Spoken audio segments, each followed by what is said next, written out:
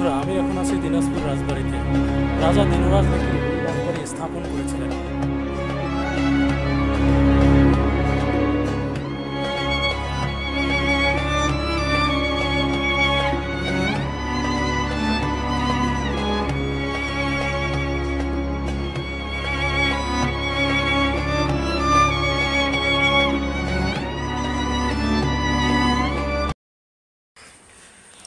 আসসালামু আলাইকুম দর্শক, আমি এখন রেডি হচ্ছি ইতিহাসের শহর, সৌন্দর্যের শহর দিনাজপুরে যাচ্ছি। তো পুরো জার্নিতে আপনাদেরকে সাথে নিয়ে যাব। দিনাজপুরে গিয়ে কোনো একটা দর্শনীয় স্থান আপনাদেরকে দেখাবো। তো চলেন যাই।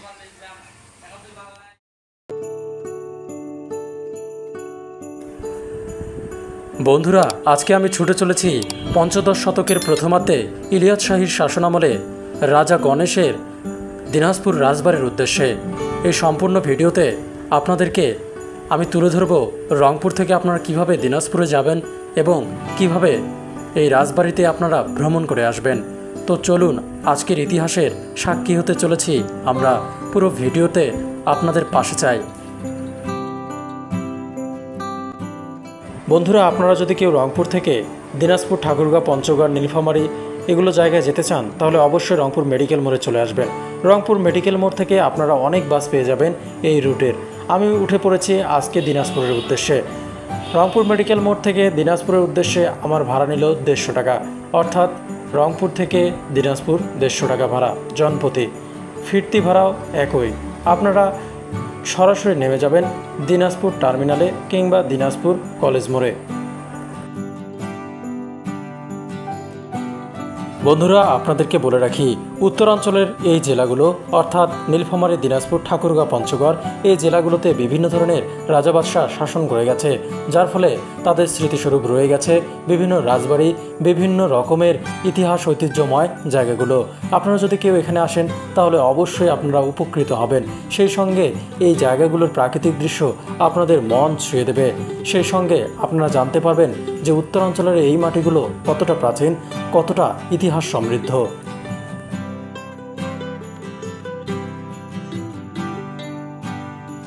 বন্ধুরা, আপনাদেরকে বলে রাখি, রংপুর মেডিকেল মোড় থেকে যে গেটলক বাসটিতে আমি উঠেছিলাম, বাসটি ছিল দুর্দান্ত। আমরা সকলেই জানি গেটলক বাস লোকাল সার্ভিসের মতোই থেমে থেমে যাত্রী নেয়, কিন্তু আমি যে বাসটিতে উঠেছিলাম বাসটি আসলেই ভালো ছিল। ড্রাইভার খুব দ্রুত গতিতে গাড়িটি চালাচ্ছিলেন এবং অল্প সময়ের মধ্যেই আমরা পৌঁছে গিয়েছিলাম ইতিহাসের শহরে।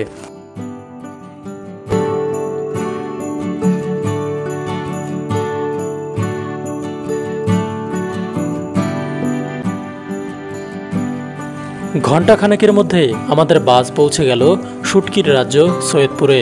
আপনারা সবাই কম বেশি জানেন, বাংলাদেশের বিভিন্ন জায়গায় এই সৈয়দপুর থেকে শুটকিগুলো রপ্তানি হয়ে থাকে। অর্থাৎ এই সৈয়দপুর হলো সারা বাংলাদেশের মধ্যে সর্ববৃহৎ শুটকি রপ্তানিকারক একটি জায়গা এবং এখান থেকে সারা বাংলাদেশে শুটকি রপ্তানি হয়ে থাকে। সেই সঙ্গে সৈয়দপুরে বিমানবন্দর হওয়ার কারণে বিভিন্ন ধরনের মানুষের পদচারণায় মুখরিত থাকে এই সৈয়দপুর। বিভিন্ন জেলা থেকে মানুষজন এই সৈয়দপুরে আসে এবং এখান থেকেই বিভিন্ন জায়গায় তারা ভাগ হয়ে চলে যায়। এখন আপনারা দেখবেন বিভিন্ন ধরনের শুটকির দোকান। এই সৈয়দপুরে এমন কোনো শুটকি নাই পাওয়া যায় না। আরেকটা ভিডিওতে আপনাদের সঙ্গে শেয়ার করব সৈয়দপুর শুটকি আড়তের গল্পটা। তো দেখতে থাকুন আর উপভোগ করতে থাকুন আজকে দিনাজপুর রাজবাড়ির এই ভ্রমণ দৃশ্য। বন্ধুরা, আপনাদেরকে বলে রাখি, সৈয়দপুর পার হতেই নেমে পড়েছিল বৃষ্টি, যার ফলে জানালা দিয়ে আর ভিডিও করা সম্ভব হয়নি। অবশেষে আমরা পৌঁছে গেলাম দিনাজপুর বাস টার্মিনালে। কর্দমাক্ত বাস টার্মিনালের অবস্থা ছিল নাজুক। দিনাজপুর বাস টার্মিনালে এসে নামলাম। এখন হচ্ছে দেখা যাক যাই, আপনাদেরকে কিছু একটা জায়গা দেখায়, দিনাজপুরের রাজবাড়ি আছে, এটা দেখাইতে হবে। তো চলেন, রাস্তাঘাট খুব বাজে দিনাজপুর, তার মধ্যে বৃষ্টি হয়ে গেছে।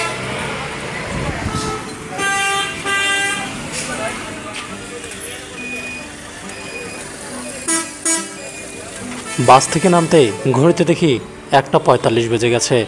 ক্ষুধাও লেগে গেছে, তাই চলে আসলাম হাজির বিরিয়ানিতে। হাজির বিরিয়ানিতে নিয়ে নিলাম 1 প্লেট মোরগ পোলাও। খেয়ে দিয়ে এবার আপনাদেরকে দেখাবো জমিদার বাড়ি।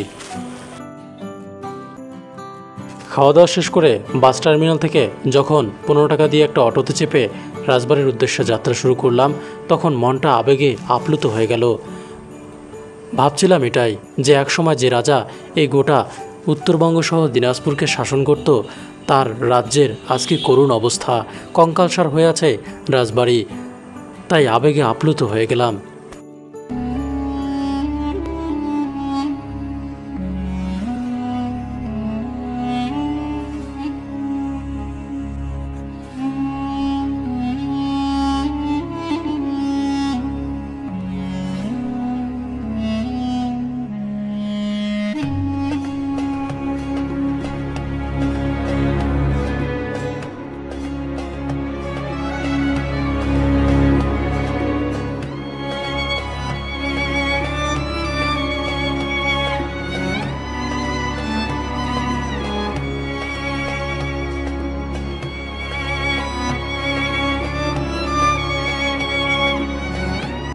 দিনাজপুর রাজবাড়িতে রাজা দিনরাজ নাকি এই রাজবাড়ি স্থাপন করেছিলেন, কিন্তু কথিত আছে যে পঞ্চদশ শতকে ইলিয়াস শাহীর শাসন আমলে রাজা গণেশ এটি স্থাপন করেছিলেন। এটি হচ্ছে দিনাজপুর রাজবাড়ি।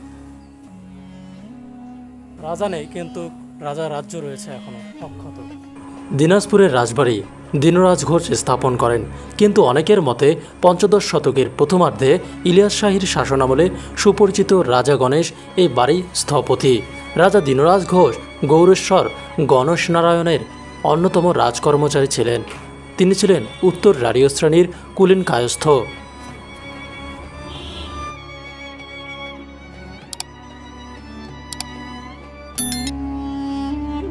কান্না হাসির অন্তরালে দাঁড়িয়ে থাকা এই লাল মোটা ইটগুলো এবং চুন সুরকির মিশ্রণে তৈরি দালানগুলো জানিয়ে দিচ্ছে কতটা সমৃদ্ধ ছিল তাদের ইতিহাস, কতটা সমৃদ্ধ ছিল এই দিনাজপুরের রাজবাড়ি। আজ রাজা নেই, নেই রানী, নেই প্রজা, নেই কেউ তাদের কথা শোনার। যেন দালানগুলো কথা বলতে চায় অব্যক্ত মনের কথা, অব্যক্ত ইতিহাসের।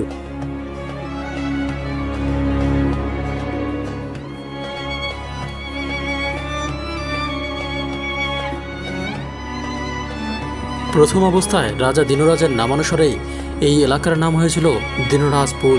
পরবর্তীতে বঙ্গীয় উপভাষায় পরিবর্তিত হয়ে হয় দিনাজপুর। গৌড় সংলগ্ন সনাতনী রাজ্য দিনাজপুর পাঠান, মুঘল ও নবাবদের বহু যুদ্ধে পরাস্ত করে চিরকাল এসেছে।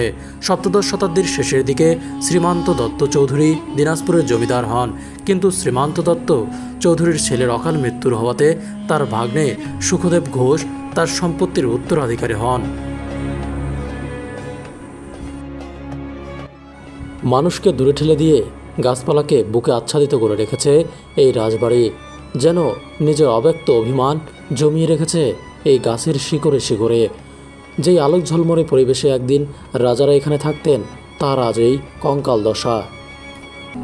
যত্ন নেয়ার কেউ নেই কেউ পরিষ্কার পরিচ্ছন্ন করার। তাই মনের অব্যক্ত অভিমানগুলোকে জমিয়ে রেখেছে শত শত বছর থেকে। বন্ধুরা, এই সেই পরিত্যক্ত রাজবাড়ি, যে রাজবাড়িতে একদিন আলোক ঝলমলে পরিবেশ ছিল, যে রাজবাড়িতে কোনো কিছুরই কমতি ছিল না, আজকে তার এই জরাজীর্ণ অবস্থা। ইতিহাস আমাদেরকে এটাই শেখায়, কোনো কিছুই চিরস্থায়ী না। কিন্তু তখনকার দিনের কাজগুলো দেখুন, চুন সুরকি দিয়ে এত সুন্দরভাবে কাজগুলো হয়েছিল যে আজ অবধি অক্ষত রয়ে গেছে। চুন এবং সুরকির কাজ, শ্যাওলা ধরেছে, জৌলুস কমেছে, কিন্তু ধ্বংস হয়ে যায়নি।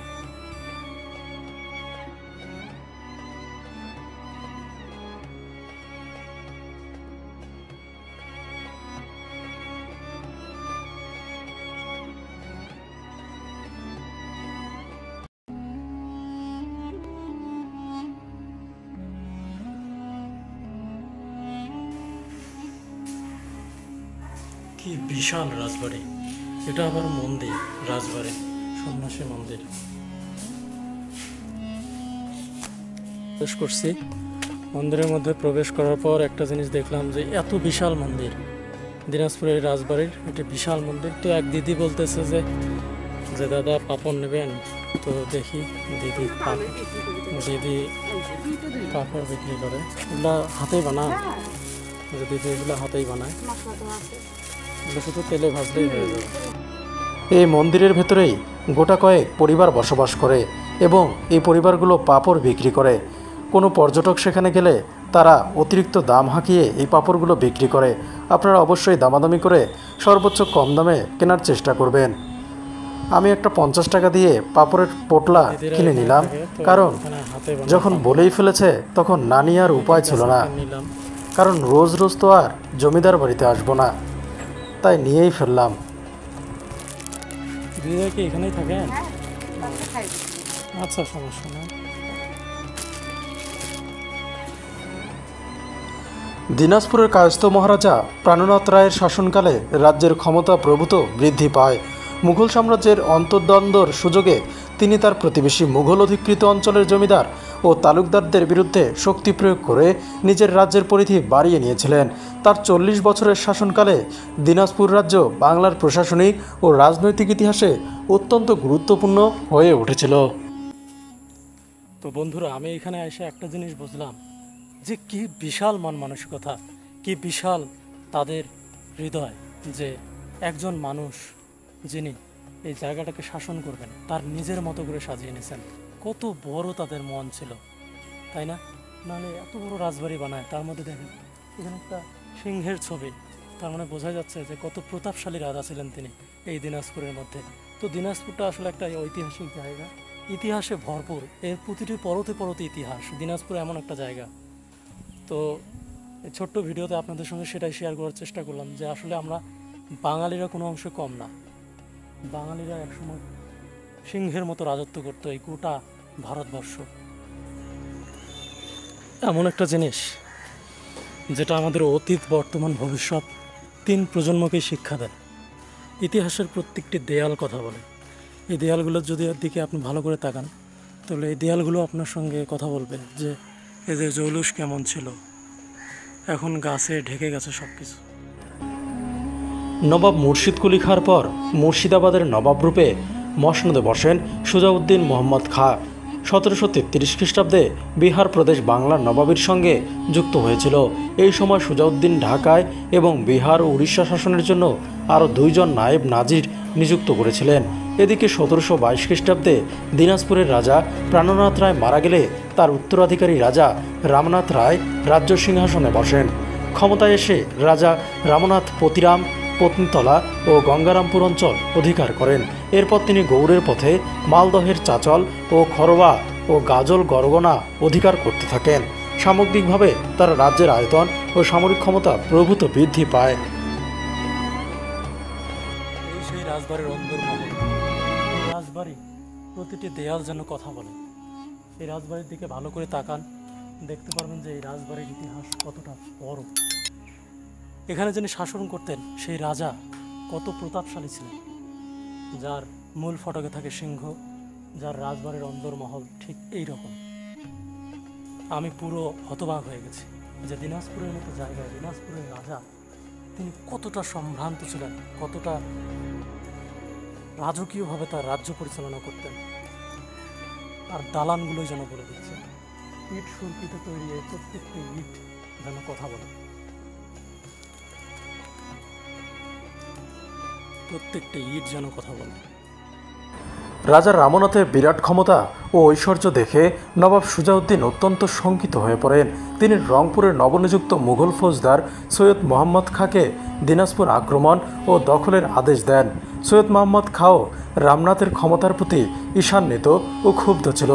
কথিত যে সৈয়দ মোহাম্মদ খাঁ এক বিশাল সেনাবাহিনীর সঙ্গ নিয়ে দিনাজপুর শহরের নিকটবর্তী রাজবাড়ি আক্রমণ ও লুণ্ঠন করতে এগিয়ে আসেন। অমিত ক্ষমতাশালী রাজা রামনাথও এক বিশাল সেনাবাহিনী নিয়ে এগিয়ে চলেন সৈয়দ মোহাম্মদ খাঁ ও তার নবাবী সৈন্যবাহিনীর সঙ্গে যুদ্ধ করতে। দুপক্ষের মধ্যে তুমুল যুদ্ধ শুরু হয়। দিনাজপুর সৈন্যবাহিনীর পরাক্রমে নবাবী সেনা কার্যত ধূলিসাৎ হয়ে যায়। সৈয়দ মোহাম্মদ খাঁ পরাজিত হয়ে শেষ পর্যন্ত রাজা রামনাথের হাতে বন্দী হলেন। অবশেষে মুর্শিদাবাদের নবাব সুজাউদ্দিন খান রাজা রামনাথ রায়ের সঙ্গে সন্ধি করেন এবং নবাবের অনুরোধে পরে পরাজিত সৈয়দ মোহাম্মদ খাঁকে রামনাথ মুক্তি দিয়েছিলেন। বলে রাখা ভালো যে রাজা রামনাথ 1722 থেকে 1760 প্রায় 42 বৎসর দিনাজপুরের মহারাজা হিসেবে দায়িত্ব পালন করেন। এই সুদীর্ঘ সময়ে তিনি বাংলার রাজনৈতিক পরিবর্তন সহ বহু ঘটনা প্রত্যক্ষ করেছিলেন। তার সময় বাংলায় অত্যাচারে বর্গীয় আক্রমণ ঘটে। বর্গীয়দের ভয়ে লোকেরা ভাগীরথীর পূর্ব দিকে পালিয়ে যেতে লাগলো। 1742 খ্রিস্টাব্দ থেকে 1751 খ্রিস্টাব্দ পর্যন্ত প্রতি বছর বর্গীরা বাংলায় এসে গ্রাম ও নগর আক্রমণ করে লুণ্ঠন, ধর্ষণ, অত্যাচার ও উৎপীড়ন করেছিল বাংলার মানুষের উপর। বরেন্দ্রভূমিতে বর্গীয় আক্রমণ সফলভাবে প্রতিহত করেন দিনাজপুরের রাজা রামনাথ রায়। তিনি রাজ্যের সীমান্তবর্তী এলাকায় প্রতিরক্ষার জন্য রাজা 10টি কামান নিযুক্ত করেছিলেন বলে কথিত আছে। দিনাজপুরের পরাক্রমে অত্যাচারী বর্গীরা মুর্শিদাবাদ পার করে ঢুকতে পারেনি।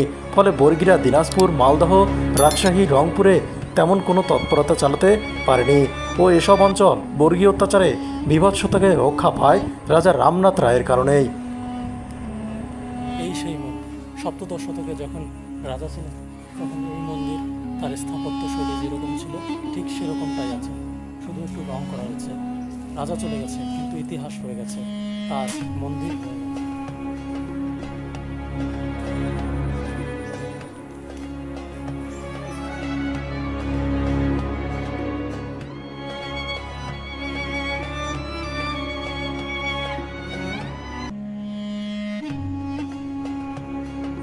বন্ধুরা, আজকের ভিডিওটি এ পর্যন্তই। পরবর্তী ভিডিও দেখতে চ্যানেলটি অবশ্যই সাবস্ক্রাইব করে রাখুন। নতুন কোনো জায়গায় যাব, নতুন কোনো কিছু দেখাবো এবং আপনাদের সাথে সেটা শেয়ার করব, যেন আপনারাও জানতে পারেন এবং আমি নিজেও জানতে পারি। ভালো থাকবেন, সুস্থ থাকবেন। আসসালামু আলাইকুম।